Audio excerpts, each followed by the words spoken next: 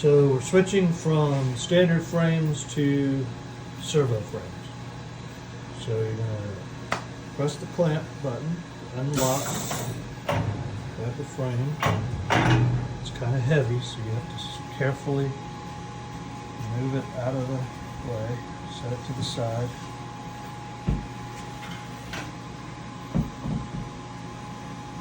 We're going to get our servo master frame.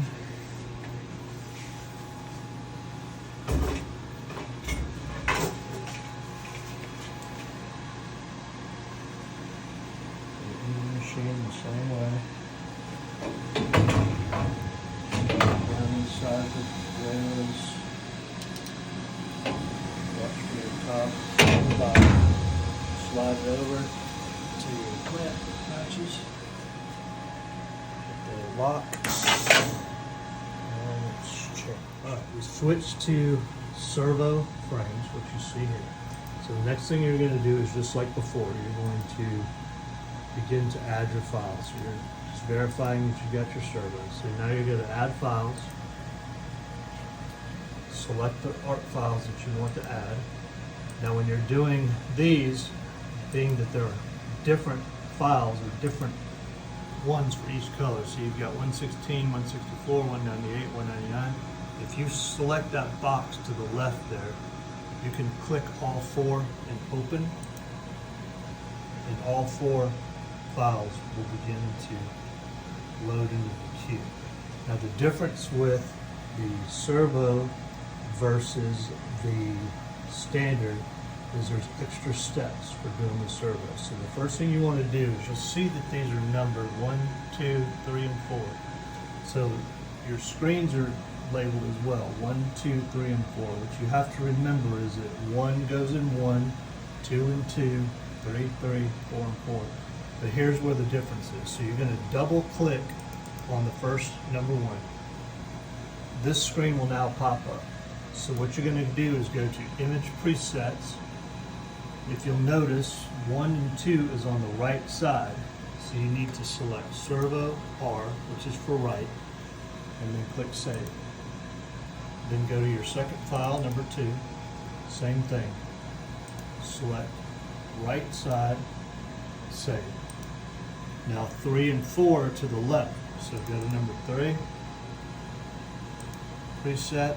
It's now going to be Servo L, which is left side. Save. Go to 4. Change it to left. And save.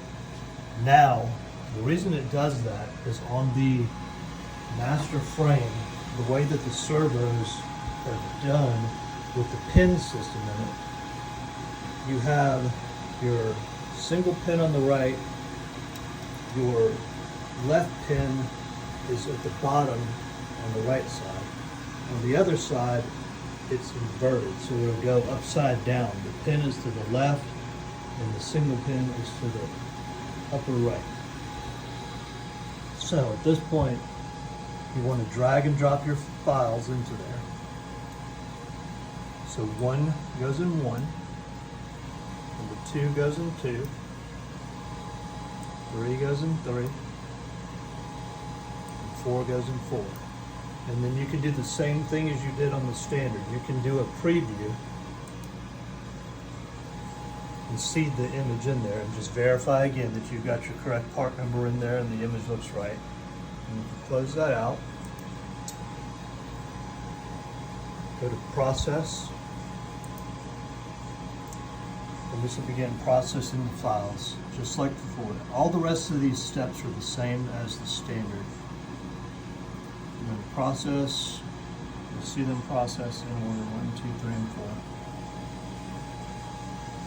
And again, that extra step is selecting the left and the right. And then when we go to load the frames, you'll see the difference in there as well, how these things are loaded versus the standard frames. These are a little different because it does use the pin system.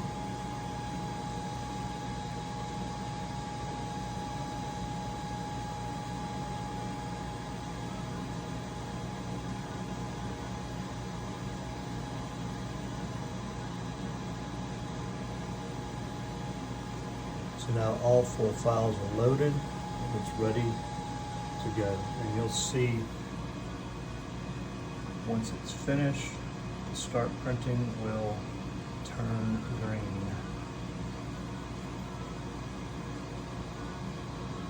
And now that's ready. So now you'll need to go in and start loading your frames.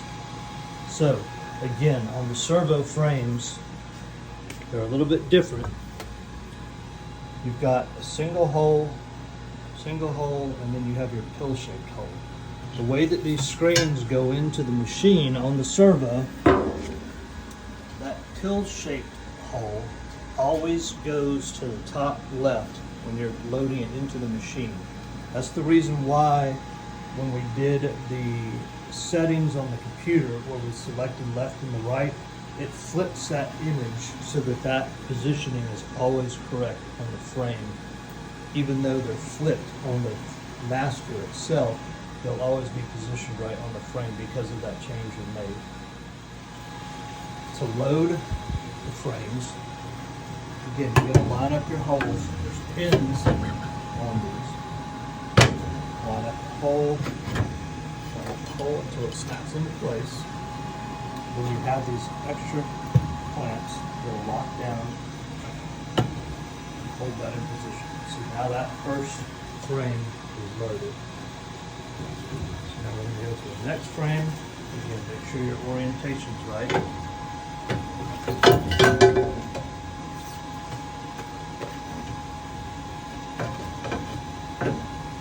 Down. Line the holes. In. We're going to lock the connecting place.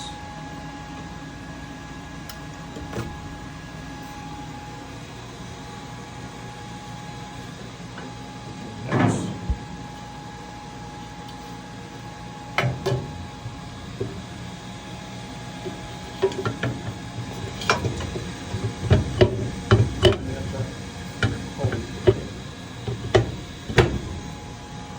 Place, clamp, clamp. And these are what targets are here. This is what we're shooting for, these pins. Just like they do on the servo itself.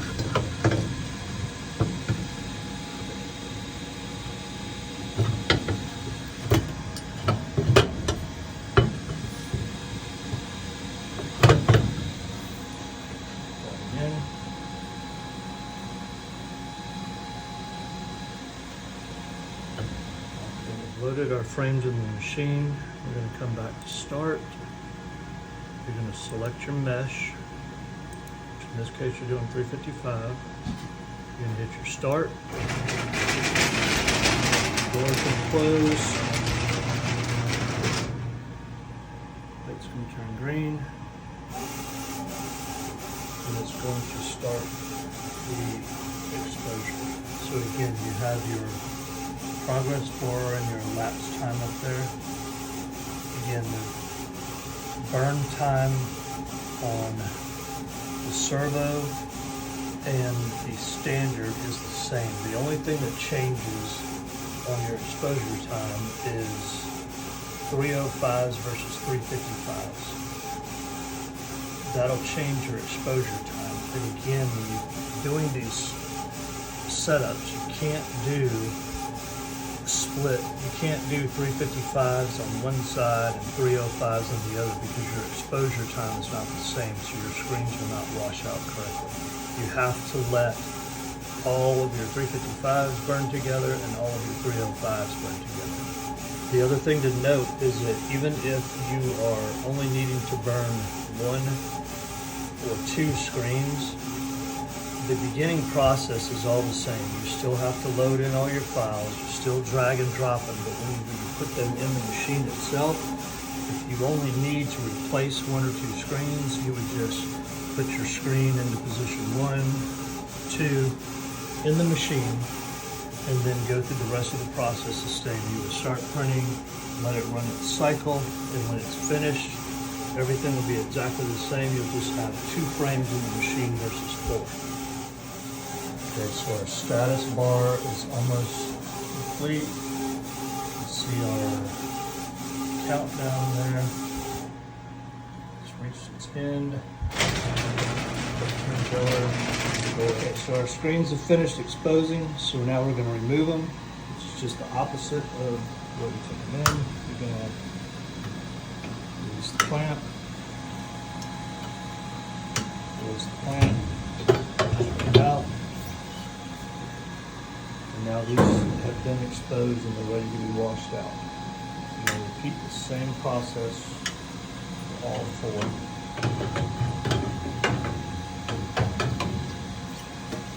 Move the screen.